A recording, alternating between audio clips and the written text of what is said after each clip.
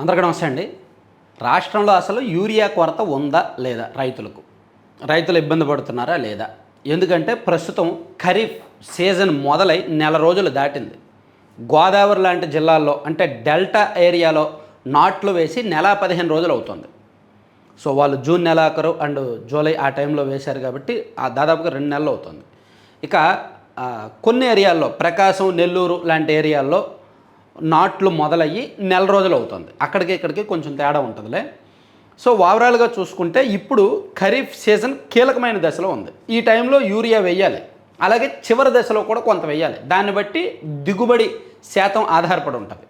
So ఇప్పుడు రైతులకు urea అవసరం కాబట్టి రైతులు కూడా యూరియా కోసం, ఎరువుల కోసం డిపోల దగ్గరకు వెళ్తున్నారు.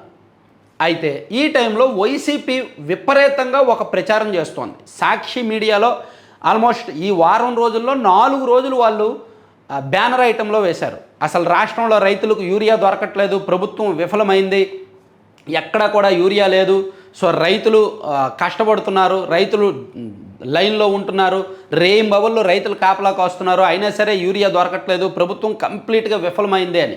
సో దీనిలో వాస్తవాలు ఏమిటి అనేది నేను ఈ వీడియో ద్వారా చెప్తాను. నిన్న సీఎం గారు చెప్పింది ఏంటి, సాక్షిలో వైసీపీ వాళ్ళు చేస్తున్న ప్రచారం ఏంటి, అసలు వాస్తవం ఏంటి అనేది నేను ఈ వీడియోలో చెప్తాను. యాక్చువల్లీ యూరియా కొరత ఒక 10 రోజుల ముందు, 12 రోజుల ముందు ఉన్న మాట వాస్తవం, ఒప్పుకోవాలి. యూరియా కొరత రాష్ట్రంలో కావచ్చు, దేశవ్యాప్తంగా కావచ్చు, ఇంక్లూడింగ్ తెలంగాణలో కూడా. తెలంగాణలో, ఆంధ్రప్రదేశ్లో, తమిళనాడు, కేరళ, కర్ణాటకతో సహా దేశం మొత్తం మీద యూరియా కొరత ఉన్నమాట వాస్తవం. సో ఈ యూరియా కొరతను అతి త్వరగా అధిగమించిన రాష్ట్రం ఆంధ్రప్రదేశ్. ఆ విషయం కూడా మనం ఒప్పుకోవాలి.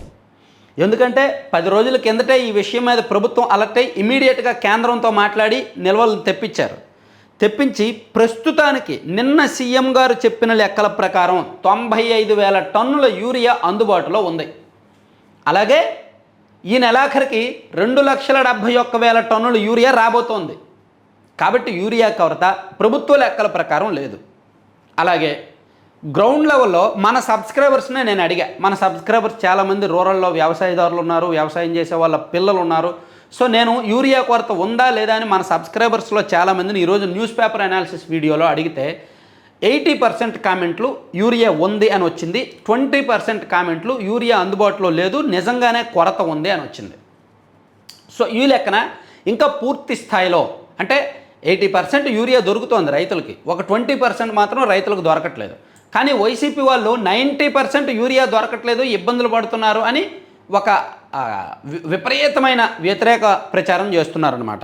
సో నిన్న సీఎం గారు రిలీజ్ చేసిన లెక్కల ప్రకారం ఏంటంటే, నిన్న సీఎం చంద్రబాబు నాయుడు గారు ఒక పవర్ పాయింట్ ప్రజెంటేషన్ ఇచ్చారు. అసలు జిల్లాల వారీగా ఎక్కడెక్కడ ఎంతెంత యూరియా అందుబాటులో ఉంది, ఎంత అవసరం, ఎంత ఉంది, ఎంత వస్తోంది అనేది ఒక పట్టిక కూడా ఇచ్చారు.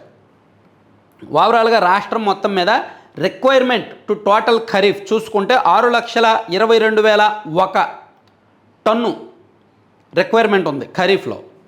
సో ఆగస్టు నాటికి ఈ సమయానికి 4,66,000 టన్నులు అవసరం అన్నమాట. సో సేల్స్ ఇప్పటి వరకు 5,69,718 టన్నులు యూరియా సేల్ అయింది.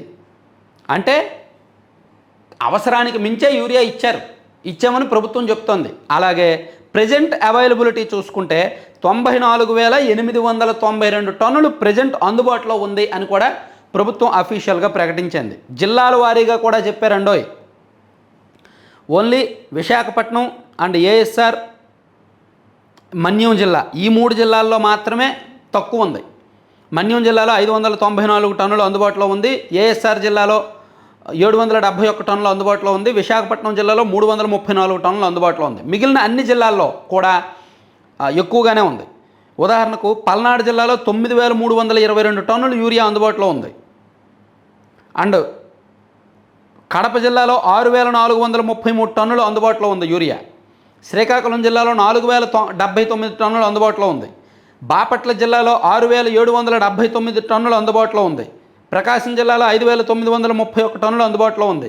పశ్చిమ గోదావరి జిల్లాలో 6,063 టన్నులు యూరియా అందుబాటులో ఉంది. ఇది ప్రభుత్వం చెప్పిన లెక్క అఫీషియల్గా.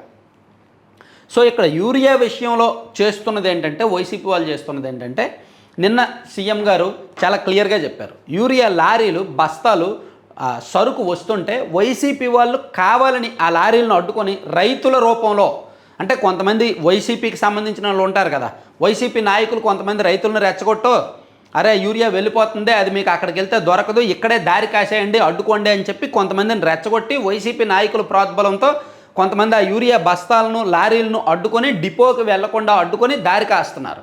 దాన్ని రైతులు లారీలను అడ్డుకుంటున్నారు, యూరియా దొరక్క రైతులు రోడ్డు ఎక్కుతున్నారు అని చెప్పి వైసీపీలో విపరీతమైన ప్రచారం చేస్తున్నారనమాట. సో ఇక్కడ నిజంగా యూరియా కొరత ఉందా లేదా, మీ ఏరియాలో ఎలా ఉంది, మీ జిల్లాల్లో మీ ప్రాంతంలో యూరియా కొరత ఉందా లేదా మరోసారి కామెంట్ చేయండి. ఎందుకంటే ఇది చాలా కీలకం. ఖరీఫ్ సీజన్లో ఇది కీలకమైన సమయం, యూరియా అందించాల్సిన సమయం. సో నిజంగా నేను గమనించింది ఏంటంటే యూరియా కొరత ఉన్నమాట వాస్తవం 10 రోజుల కిందట. కానీ ప్రభుత్వం సాధ్యమైనంత త్వరగా ఆ సమస్యను పరిష్కరించింది. కావాల్సిన దానికంటే ఎక్కువ యూరియా నిల్వలను ఉంచింది. అలాగే భవిష్యత్తులో ఇంకా అవసరాలకు తగ్గట్టు కూడా యూరియా తెప్పిస్తోంది. కానీ ఇంకా సమస్య ఉన్నట్టు, రైతులు ఇబ్బందులు పడుతున్నట్టు, రైతులు వేలాది మంది రోడ్డు ఎక్కుతున్నట్టు వైసీపీ వాళ్ళు ప్రచారం చేస్తున్నారు. సో ఏది నిజం ఏది అబద్ధం అనేది ఎవరికి వాళ్ళు డిసైడ్ అవ్వాలి. ఈ విషయంలో ఏదో వ్యవసాయ అధికారులో లేదంటే వ్యవసాయ శాఖ అధికారులో స్పందించి ఒక ప్రకటన రిలీజ్ చేసి చేతులు దులుపుకోకుండా సీఎం గారే సాక్షాత్తు ప్రెస్ మీట్ పెట్టి మీడియా వాళ్ళని అందరినీ పిలిచి పవర్ పాయింట్ ప్రజెంటేషన్ ఇచ్చి ఒక డేటా షీట్ అఫీషియల్గా రిలీజ్ చేయడం అనేది ఖచ్చితంగా ప్రభుత్వం ఎంత సిద్ధంగా ఉంది అనేది ఉదాహరణ అన్నమాట. Thank you.